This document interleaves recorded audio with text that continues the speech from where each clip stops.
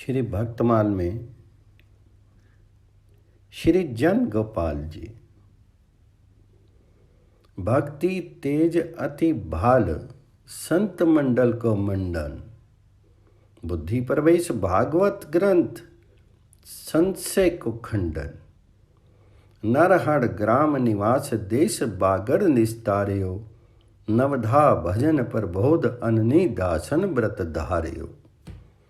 भक्त कृपा बाँची सदा, पद रज राधा लाल की। संसार सकल व्यापक, भई चकरी जन गोपाल की। भक्त श्री जन गोपाल जी के जकरी अर्थात 15 मात्रा के छंद सारे संसार में व्यापक हुए।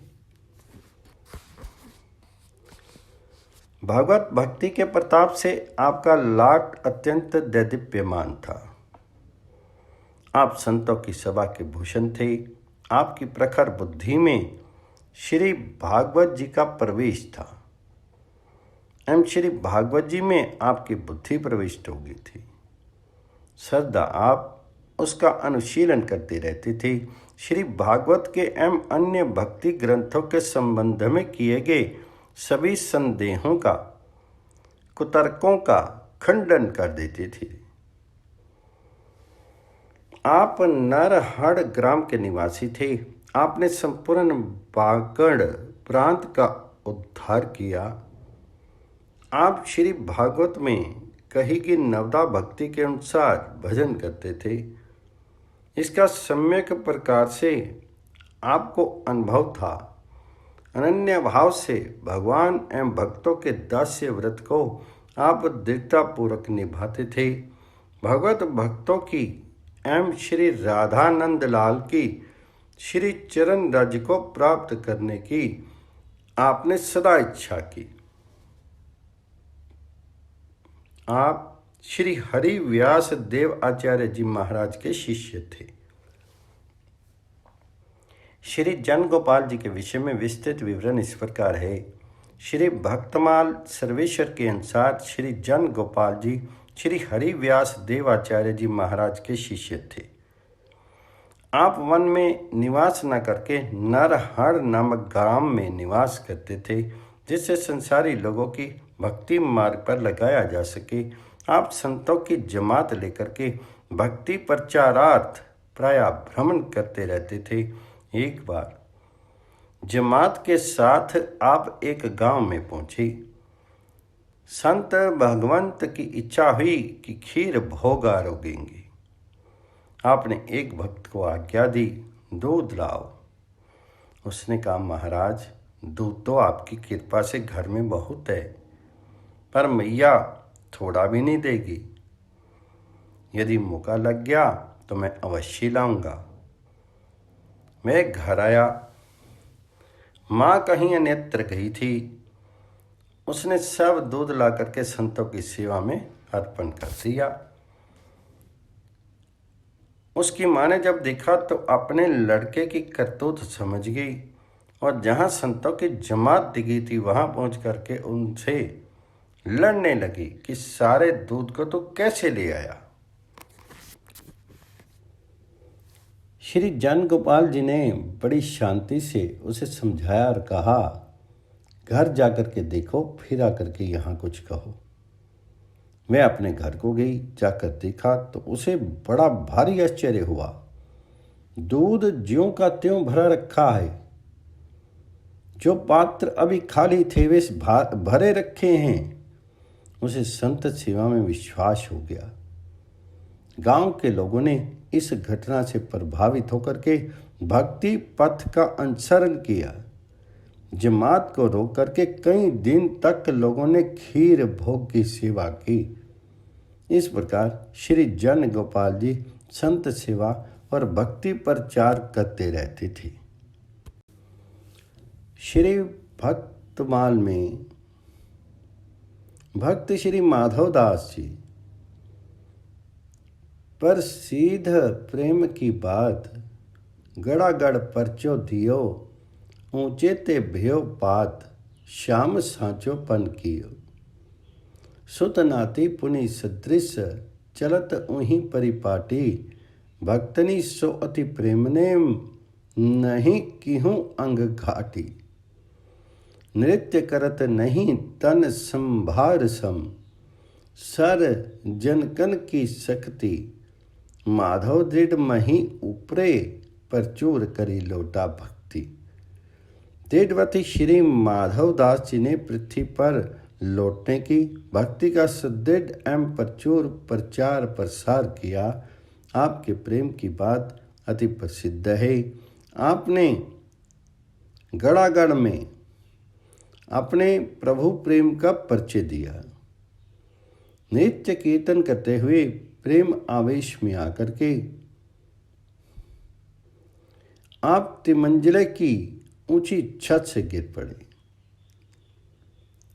भगवान श्री श्याम सुंदर जी ने अपने प्रण को सत्य करते हुए आपके प्राणों की और शीर की रक्षा की। आपके परिवारिक बेटा नाती भी आपके समान भगवत भक्त हुए और आपके द्वारा चलाई हुई भक्ति की परिपाटी पर ही चलते रहे। आपका भक्तों से अत्यंत प्रेम नेम था। भक्ति के सभी अंगों का आप पालन करते, कहीं भी कभी भी कमी नहीं आने देते। कीर्तन और नृत्य करते समय आपको अपने शीर की सुधि बुद्धि नहीं रहती थी। आपकी तुलना केवल विधेय वंशी जनकों से ही हो सकती है। श्री माधवदास जी के विषय में संक्षिप्त विवरण इस प्रकार है। प्रेमी भक्त श्री माधवदास जी गड़ागढ़ निवासी थे और बड़े भारी भगवत अनुरागी थे। हरि नाम संकीर्तन के समय नृत्य करते करते इन्हें अपने शीर की सुधि नहीं रहती थी और भूमि पर लौटने लगते थे। गड़ागढ़ का राजा अभक्त था। वह ऐसे आचरणों सच्ची भक्ति को ढोंग समझता था, इसलिए उसने श्री माधवदास जी को भक्ति की परीक्षा लेने की सोची। श्री हरिनाम संकीर्तन का आयोजन करा करके इन्हें आमंत्रित किया और तीसरी मंजिल की छत पर मंडप बनवाया। आप पैरों में नुपुर बांध करके नृत्य कीर्तन करने लगे। लोगों ने विलक्षण प्रेम के प्रभाव को देखा। कुछ देर बाद प्रेम का ऐसा आवेश आया कि आप पृथ्वी पर लौटने लगे। आपने अपने भक्ति भाव को सत्य करके दिखलाया। छत पर मुड़ गेली नहीं थी, अतः आप लौटते लौटते तिमंजिले से नीचे गिर गए। वहाँ कड़ा में घी खोल रहा था। उसमें गिरने पर भी आप जीवित रहे। ताप का किंचित अनुभव ही नहीं हुआ। ये देख करके राजा को बड़ा भारी डर लगा और उसे हरि भक्तों में विश्वास हो गया तथा हृदय में भक्ति भाव व्याप्त हो गया। श्री प्रियादास जी ने इस घटना का वर्णन अपने एक कविता में इस प्रकार किया है। गड़ागढ़पुर नाम माधव बड़ी प्रेम भूमि लौटे। जब नृत्य करे भूले सुधि अंग की। भूपति विमुख झूठ जानी के परीक्षा ले। आनी तीन छाती पर देखी गति रंग की। नपोरनी बांधी नाची साज सो दिखाई दियो। गिरियो हूँ कड़ा मध्य जियो मति पंग की। बड़ी त्रास भई नृप दास विश्वास बढ़यो। बड़े और भाव रीति न्यारी या प्रसंग की। श्री भक्तमाल में भक्त श्री अंगद जी नग अमोल इक ताही सबे भूपति मिली जाची। साम दाम बहु करे दास नाहिन मत काची। एक समय संकट में ले वे पानी मही डार्यो। प्रभु तिहारी वस्तु बदनते बचन उच्चार्यो। पांच दोए सत कोसते हरि हीरा ले उर धर्यो। अभिलाष भक्त अंगद को पुरुषोत्तम पूर्ण करियो। भक्तवार श्री अंगद जी की अभिलाषा को भगवान श्री जगन्नाथ जी ने पूर्ण किया। आपके पास अमूल्य हीरा था, उसे सभी राजाओं ने मिलकर के मांगा और हीरा हड़पने के सभी हथकंडे, साम दाम भय और भेद आदि उपाय किए, परंतु भक्त अंगद अपने विचार के कच्चे नहीं पक्के थे। उन्होंने हीरा नहीं दिया।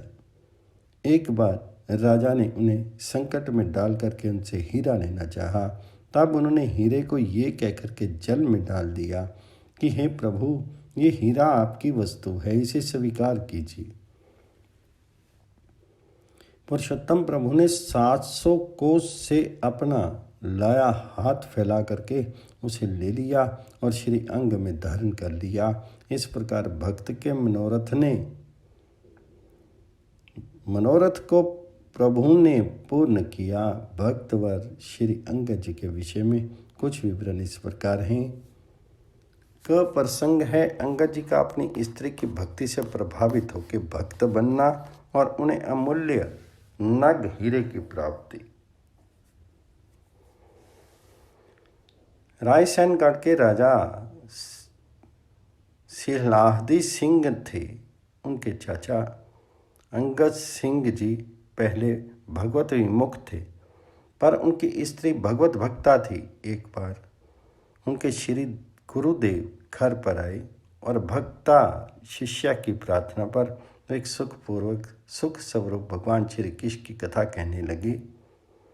इसी बीच अंगद जी आगे और फटकारते हुए श्री गुरु जी से बोले, स्त्री जाति के साथ यहाँ क्या कर रही हो?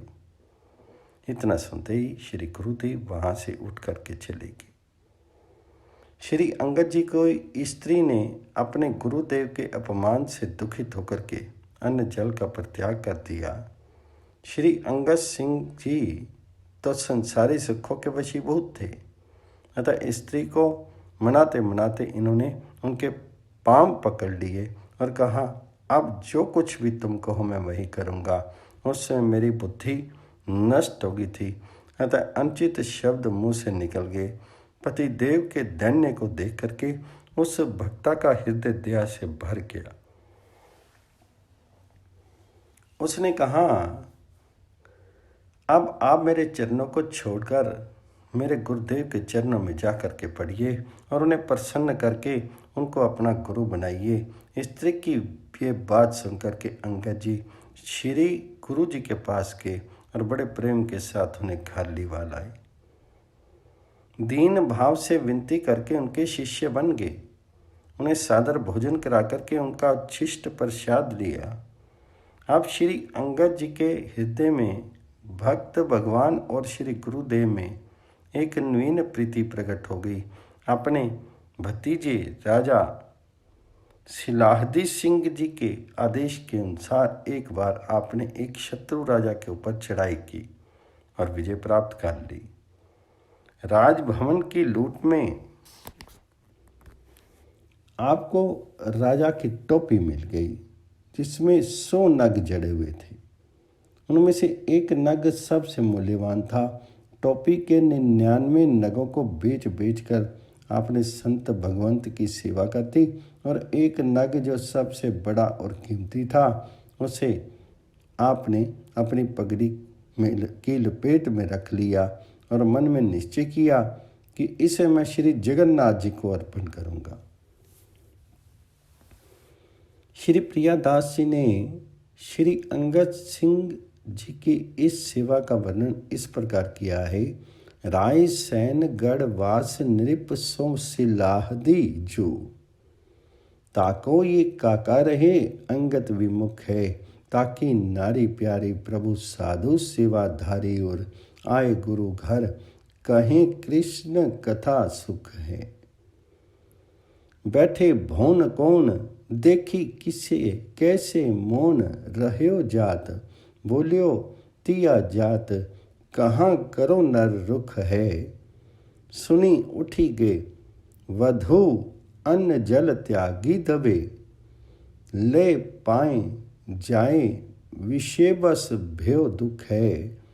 मुख न दिखावे याही देखियो ही सुहावे, कहीं भावे सोई करो, नेको बदन दिखाइए। मैं हूँ जल त्यागी दियो, अन्न जात कापे लियो, जीवो जब नीको, तब आपू कुछ खाइए। बोली मोसो बोलो जिन, छाड़ी तन बाही छिन्न, पन साची हाथों जो पे सुनत समाइए। कहूँ अब कीजिए जोई, मेरी मति गई खोई, भोई उर दया बात कही समझाइए। वेई गुरु करो जाए, पायन में परो, गेयो चाइनी लिबाए ले आयो, भयो शिष्य दीन है। धारो उर्माल भाल, तिलक बनाए कियो, लियो सीत प्रीत, को उपजी नवीन है। चढ़ी फौज रंग संग, चढ़ियो बैरीपुर, मारी बढ़ियो कढ़ियो, टोपी लेके हीरा सत एक पीन है। डारे सब बेची, पाग पेच मध राख्यो मुख्य, भाषियो सो अमोल करो, जगन्नाथ लीन है। पर संख्या में हीरे की प्राप्ति के लिए भक्त अंगद को विष देना, किंतु विष का निष्प्रभावी होना। फौजी सिपाहियों में कानाफूसी होते होते 100 नगों से जड़े ही उस टॉपिक की बात राजा सिलाहदी सिंह ने सुन ली। राजा ने लोगों से कहा कि चाचा जी, आप यदि उस हीरे को दे दें तो 99 हीरे हम माफ़ कर देंगे। लोगों ने आकर के उन्हें खूब समझाया बुझाया, अनेकों युक्तियां की, परंतु इन्होंने किसी की भी नहीं मानी। तब श्री अंगद सिंह जी की एक बहन जो इनके यहाँ रसोई बनाया करती थी, राजा ने उसके पैर छू करके एवं लोभ लालच दे करके भेद नीति से उससे कहा कि तुम अंगद सिंह को विष देकर मार डालो, फिर मैं तुम्हें बहुत सा धन धरती दूंगा। उसने राजा की बात मान ली, विष घोल करके भोजन में मिला दिया और भगवान जी का भोग भी लगा दिया। फिर बुला करके कहा कि आओ भोजन कर लो। थाली परोस करके उनके सामने रख दी। श्री अंगद सिंह की बहन की एक लड़की थी। ये जब भोजन करते थे तो राधा जी की सखी मान करके उसे भी साथ बिठा लेते थे। अपनी लड़की को बचाने के लिए उसने उसे कहीं किसी के घर छिपा दिया था। ये उसके बिना भोजन नहीं कर रहे थे। अपनी लड़की में अपने भाई का ऐसा अपार प्रेम देख करके उसके मन में भ्रातृ प्रेम उमड़ आया। भाई की मृत्यु से डर कर रोने लगी। गले से लग करके रोते रोते उसने सब बात कह दी। अब तुम इसे मत खाओ। ऐसा कह करके वह विष मिले भोजन की थाली को लेकर जाने लगी। ये देख करके श्री अंगद जी ने कहा, तूने विष मिले सामान का भगवान जी को भोग लगा दिया और अब हमें खाने से रोकती है। ऐसा कह करके उन्होंने उसे ढकेल कर बाहर निकाल दिया और भगवत इच्छा बलवती मान करके पुनः किवाड़ बंद करके सब प्रसाद पा करके लेट गई। आपके ऊपर विष का कुछ ही प्रभाव नहीं हुआ। प्रसाद प्रेम से आपके मुख पर नई चमक आ गई, परंतु आपके मन में इस बात का असह्य कष्ट बना हुआ था कि विष मिश्रित पदार्थ भगवान जी को भोग लगाया गया। श्री प्रियादास जी महाराज ने इस घटना का अपनी कविताओं में इस प्रकार वर्णन किया है। काना कानी भय नृप बात सुनी लई, कहीं हीरा व देव तोपे और माफ किए हैं। आए समझावे बहु जुगति बनावे, या के मन में न आवे जाए, सबे कही दिए है। अंगत बहन लागे बाकी, भुआ पागे, तासो देवी विष मारो, फिर तू ही पग छिपे है। करत रसोई चोरी करल मिलायो पाक, भोगू लगायो अजू आवो बोली लिए है। वाकी एक सुता संग लेके बैठे जीवन को, आई सो छिपाए कहीं जेवी कहू गई है। जीवत है बोधी हारी तब सो बिचारी प्रीति, भीति रोए मिली करे रीति कहीं दई है। प्रभु ले जिबाए रान भान के निकासी द्वार, दे करी की वार सब पायो ओपनाई है। वह दुख हिए रहियो कहियो कैसे, जात का हूँ बात सुने नहीं पहुँचे, जैसे भांति भई है। प्रसंग ग, जगन्नाथ जी द्वारा प्रत्यक्ष हाथ बढ़ा करके हीरे को प्राप्त करना। श्री अंगद सिंह जी ने सोच विचार करके हीरा भगवान जी को धारण कराने की इच्छा से श्री जगन्नाथपुरी की ओर प्रस्थान किया। समाचार पाते ही खींच करके राजा ने सिपाहियों को भेजा। उन्होंने आकर के इन्हें सब ओर से घेर लिया। राजपुरुषों ने कहा, आप हीरा यहीं मेरे सामने रख दीजिए, अन्यथा युद्ध के लिए तैयार हो जाइए। ये सुनकर के श्री अंगद जी ने कहा, आप लोग थोड़ा ठहरिए, मैं इस कुंड में स्नान करके अभी हीरा दे देता हूँ। आपके मन में तो भगवत प्रेम ओतप्रोत था, अतः उन्हें ना दे करके ये कहते हुए हीरा जल में डाल दिया कि प्रभु ये आपकी वस्तु है, कृपया आप इसे स्वीकार कीजिए। प्रेम भरी भक्त की ये वाणी श्री जगन्नाथ जी को अति प्यारी लगी। अजानुबाहु प्रभु ने 700 कोस लंबा हाथ बढ़ा करके उसे ले लिया और अत्यंत सुख पा करके उसे अपने वक्ष स्थल पर धारण कर लिया। श्री प्रियादास जी ने अंगद सिंह जी के इस भगवत प्रेम का वर्णन अपने कवित्व में इस प्रकार किया है। चले नीलाचल हीरा जाय परी राय आवे, आए घेरी लीने निप नरनी खिसाए के, कही डारी देवी के लहराई सन मुख लेवो, बस न हमारो भूप आज्ञा आए धाई के। बोले नेकु रही में नहाए पकराए देत, हेत मन और जल डारे उलिल दिखाए के, वस्तु है तिहारी प्रभु लीजिए उच्चारिए, बानी लागी प्यारी और धारी सुख पाए के। प्रसंग में अंगद जी के भक्तिभाव से राजा का भी भक्त बन जाना। श्री अंगद जी उस हीरे को कुंड में फेंक करके दुखित मन अपने घर आ गए। उधर राजपुरुष लोग जल में कूद पड़े और हीरे को ढूंढने लगे। महान प्रयत्न करने पर भी जब वह हीरा उन्हें नहीं मिला तो वे लोग व्याकुल हो गए। समाचार पा करके राजा भी आ गया। उसने कुंड का सब पानी बाहर निकलवाया, फिर भी जब हीरा नहीं मिला तो कीच में ढूंढवाया। कीच में भी ना मिलने पर राजा दुख सागर में डूब गया। इधर श्री जगन्नाथ जी ने अपने पंडों को आज्ञा दी कि तुम जाकर के अंगद सिंह जी से कह दो कि तुम्हारा हीरा प्रभु को मिल गया है और उन्होंने धारण कर लिया है। इस मंगलमय समाचार को पंडों ने आकर के सुनाया तो इन्हें इतना आनंद हुआ कि अपने शेर की सुधी बुद्धि नहीं रही। श्री आनंद सिंह जी ने पुरी में जाकर के देखा तो वही हीरा भगवान जी के हृदय पर जगमगा रहा था।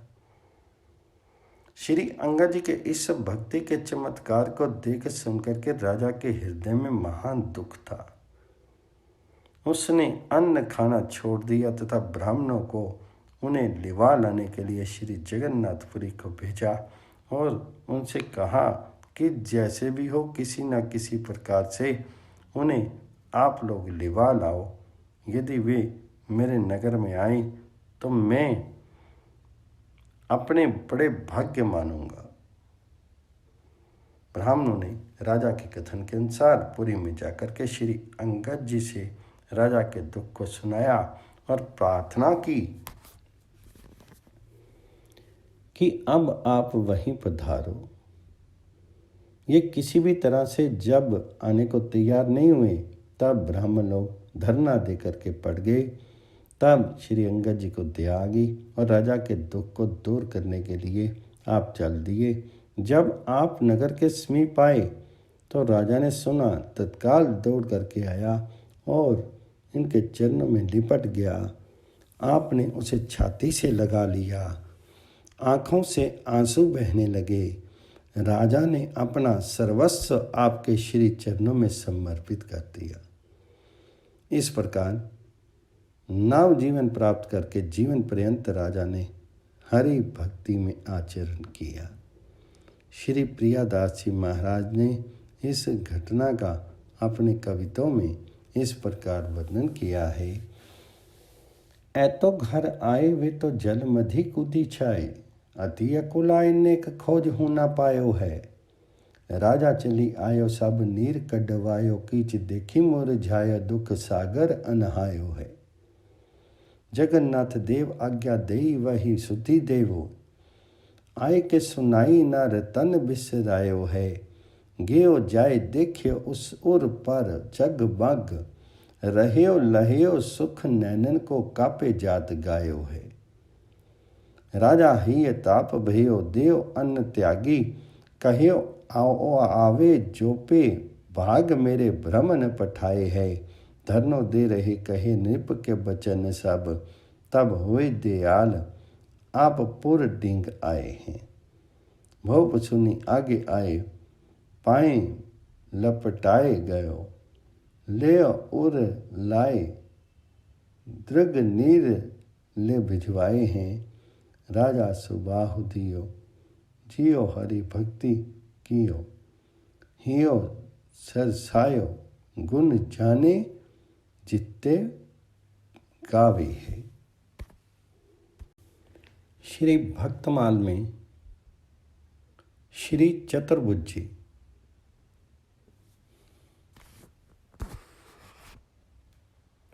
भक्ता गमन सुनत सन मुख जोजन इक जाई, सदनानी सत्कार सदृश गोबिंद बड़ाई। पाद प्रचालन सुहथ राय रानी मन सांचे, धूप दीप नैवेद्य बहुरी तिन आगे नाची।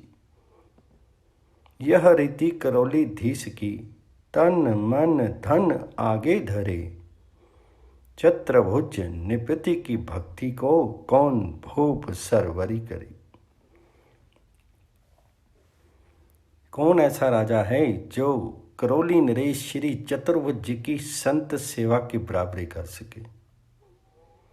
आप ऐसे निष्ठावान संत सेवी थे कि भगवत भक्त का आगमन सुनकर के उसकी आगवानी करने के लिए 4 कोस तक जाते थे और अति आदर के साथ उन्हें अपने महल में ला करके भगवान जी के समान भक्त का आदर सत्कार करते थे।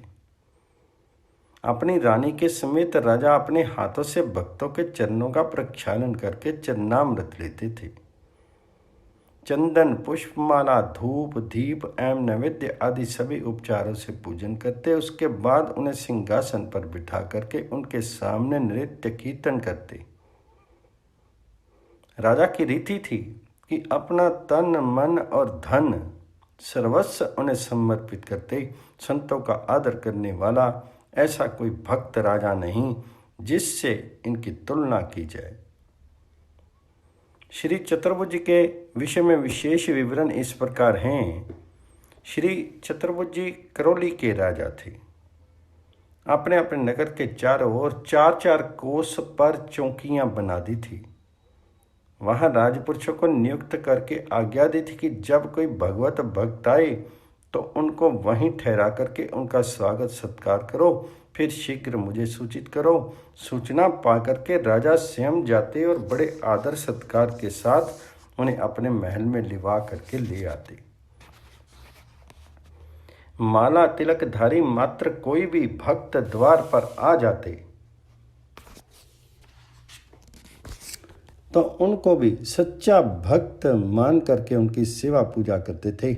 एक राजा ने करौलीधीश की ये अद्भुत भक्ति एवं भक्तों की सेवा की सुंदर कथा सुनी तो उसने अपनी सभा में कहा कि यदि पात्र और अपात्र का विचार ही नहीं है तो ऐसा दान सत्कार प्रशंसनीय नहीं है। उस राजा ने इस प्रकार बात ही बात में श्री चतुर्भुज की महिमा को उड़ा दिया। श्री प्रियादास जी ने श्री चतुर्भुज जी की संत निष्ठा और इस घटना को इस प्रकार वर्णित किया है। पुर डिग चारो और चौकी राखी जोजन पे, जो जन ही आवे तिन्हें लियावत लेवाई के। मालाधारी दास मानी आवे को द्वार जो पे, करे वही रीति सो सुनाई छप्पे अगाई की। सुनी एक भूप भक्त निपट अनूप कथा, सबको भंडार खोली देत बोलियो धाई के। पात्र सो पात्र यो विचार ही जो नाही, तो पे कहा ऐसी बात दई नेकू में उड़ाई के। प्रसंग क में चतुर्भुज जी की भक्त निष्ठा की परीक्षा। राजा श्री चतुर्भुज जी के आलोचक राजा के दरबार में एक भक्तराज ब्राह्मण देव थे। वे श्रीमद् भागवत जी की कथा कहा करते थे। उन्होंने राजा से कहा, राजन, क्रोड़ीधीश के संबंध में आप ऐसा मत सोचिए कि वे पात्र पात्र का विवेक नहीं रखते। भक्त के हृदय में प्रवेश करके उसके आशय को समझने में कौन समर्थ हो सकता है। जब ब्राह्मण देव ने यह बात कही तो उस राजा ने श्री चतुर्भुज राजा की परीक्षा लेने के लिए भक्ति भाव से हीन एक भाट को भेजा। उसको माला तिलक वस्त्र आदि देकर के कहा कि क्रोड़ीधीश की द्वार पर जाकर के अपने को भगवान जी का भक्त बतलाना। राज आज्ञा से भाट श्री चतुर्भुज जी के यहाँ गया, परंतु वहाँ भक्त वेश भूषा धारण करना, अपने को भक्त कहना भूल गया और राजवंश की महिमा का वर्णन करने लगा। सब लोगों ने उसे भाट समझ करके यथोचित व्यवहार किया। अब वह भीतर कैसे जाने पाता। एक मास बाद उसे स्मरण हुआ कि मुझे साधु वेश धारण करके राजा चतुर्भुज जी की परीक्षा लेने को कहा गया था। फिर क्या था, उसने माला तिलक धारण करके राजद्वार पर जाकर के कहा कि राजा से कह दो कि एक कोई भगवत भक्त आए हैं। द्वारपालों ने कहा, महात्मन, आप निशंक निसंकोच भीतर राजमहल में जाइए, आपके लिए रोक नहीं है। ये सुनकर के वह भाट भीतर चला गया। श्री चतुर्भुज जी ने भक्त वेश देख करके उसका अपनी रीति के अनुसार खूब स्वागत सत्कार किया। राजा ने भक्ति चर्चा छेड़ करके अच्छी प्रकार से समझ लिया कि इनमें भक्ति की किंचित गंध भी नहीं है और किसी ने मेरी परीक्षा लेने भेजा है। फिर राजा ने अपनी वेश निष्ठा से उस भाट के लिए भंडार खोल दिया और प्रार्थना की कि आप इच्छा अनुसार धन ले लीजिए, सर्वस्व आपका ही है। उस भाट ने मन माना सोना चांदी आदि बहुत सा धन बांध लिया। तब चलते समय राजा ने उसे कीमती घोटे से जड़ी हुई एक सुंदर जटतारी वस्त्र में लिपटी हुई एक कौड़ी डिब्बे में रख करके उसे भेंट करके प्रणाम किया। वह भाट करौली से लौट करके अपने राजा के पास आया और उसने भरी राजसभा में सब समाचार सुना करके जो धन लाया था उसे दिखाया। बाद में डिब्बा भी दिया। राजा ने डिब्बा खोला और जड़ाऊ कपड़े में लिपटी एक कानी कौड़ी देखी। रात में पंडित जी के पास आकर के सब बात बता करके कौड़ी देने का रहस्य पूछा। तब पंडित जी ने झट अनुमान करके बताया कि भक्त राजा चतुर्भुज जी के मन का भाव ये है कि इस भाट का ऊपरी साधुवेश जरी के समान अति मूल्यवान और आदरणीय है, परंतु भीतर कानी कोड़ी के समान तुच्छ परीक्षा का भाव है। श्री प्रियादास जी महाराज ने इस घटना का अपने कविताओं में इस प्रकार वर्णन किया है। भागवत गावे भक्त भूप एक विप्र तहाँ बोली के सुनावे, ऐसे मन जिन ल्याइए पावे आसे कौन हृदय भुवन में प्रवेश करी। भरी अनुराग कहाँ और मधि आइए, करी ले परीक्षा भाट विमुख पठाए दियो। दियो भाल तिलक द्वार दास यो सुनाइए, गेयो गेयो भूली फूली कुल विस्तार कियो, लियो पहचानी, अब जान कैसे पाइए। बीते दिन 20-30, आई वह सीख सुधी, कही हरिदास को आयो यो सुनाइए। बोले जो निसंक जाओ, गाओ गुण गोविंद के, आए घर मध्य भूप करी जैसे भाइये। भक्ति के प्रसंग को न रंग कहूँ नेकु जानियो, जानियो उन्मान सो परीक्षा मंगवाइए। दियो ले भंडार खोली लियो मन मानियो, दई संपुट में कोरी डारी जरी लपटाइए। आयो वही राजा पास, सभा में प्रकाश कियो, लियो धन दियो पाछे सोइल दिखाई है। खोली के लपेटा मध्य संपुट निहारी कोड़ी, समझी विचारे हारे मन में न आयो है। बड़ो भागवत विप्र पंडित पर बीन महा, निसी रस लीन जानी आई के बतायो है। करे उन्मान भक्त मानी बहु, परमान जरी मुंदी के पठाई, ताही गुण समझाई है। प्रसंग ख में राजा का मैना पक्षी तथा चतुर्भुज जी की भक्ति के प्रभाव को जानना। भक्त पंडित जी के श्री मुख से जरी लिपटी कोड़ी के रहस्य को जानकर के राजा ने कहा, महाराज जी आपने अति उत्तम बात कही, परंतु मेरी इच्छा कि आप स्वयं करौली जाएं और श्री चतुर्भुज जी की भक्ति का वास्तविक तत्व लेकर के आए। पंडित जी करौली गए।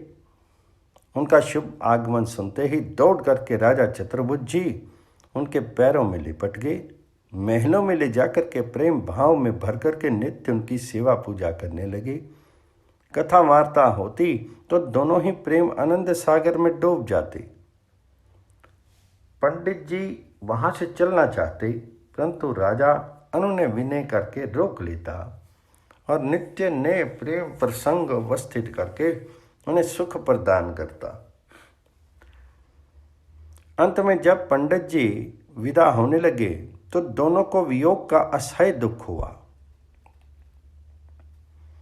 राजा ने अपना खजाना खोल करके यथेच्छ धन लेने के लिए प्रार्थना की, परंतु पंडित जी ने कुछ भी नहीं दिया और कहा कि मुझे तो आपकी प्रीति प्रतीति ने रिझा लिया, उसके सामने धन क्या चीज है। तो राजा ने कहा, महाराज जी कुछ तो स्वीकार कर हमें कृतार्थ कीजिए।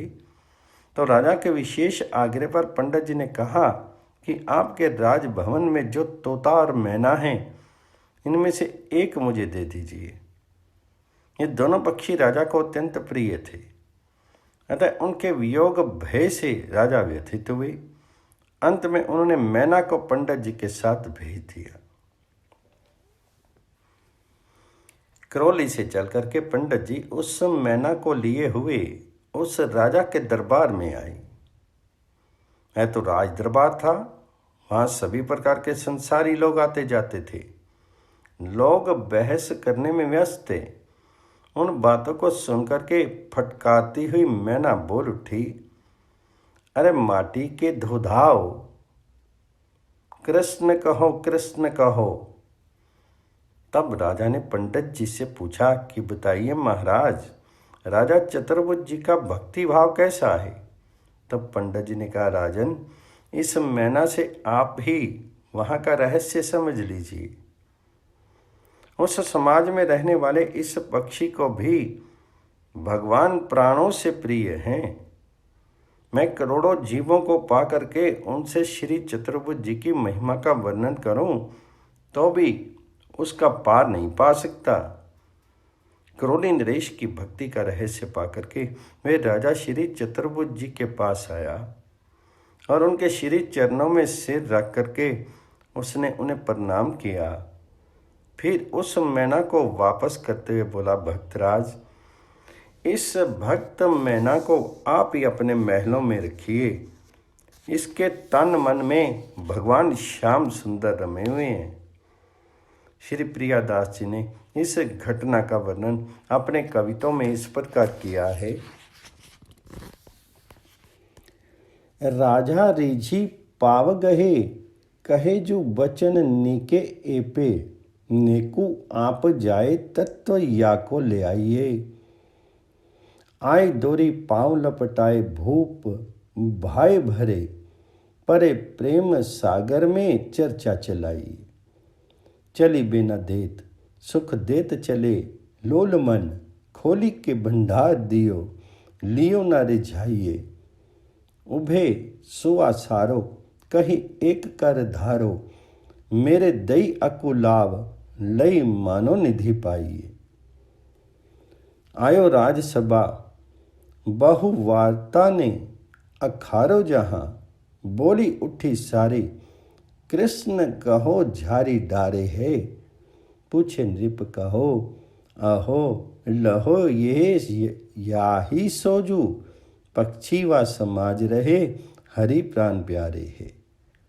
कोटि कोटि रसना बखानो पे न पाऊँ पार, सार सुनी भक्ति आए शीस पाँव धारे है।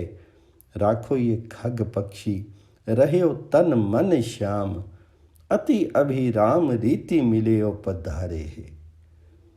श्री चतुर्भुज की भक्ति भावना का अनुचित लाभ उठाने के उद्देश्य से एक डाकू साधु वेश धारण करके उनके पास आया। उन्होंने उसे भी महल में निवास दिया। एक दिन राजा की अनुपस्थिति में उस डाकू ने रानी के गले में एक कीमती हार देख करके उसे लेना चाहा।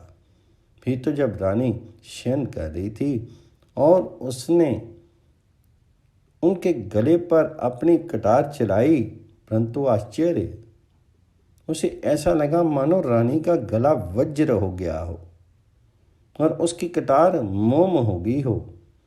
उसने बहुत प्रयत्न किया गला काटने का, परंतु वह सफल रहा। तब तक रानी जग गई।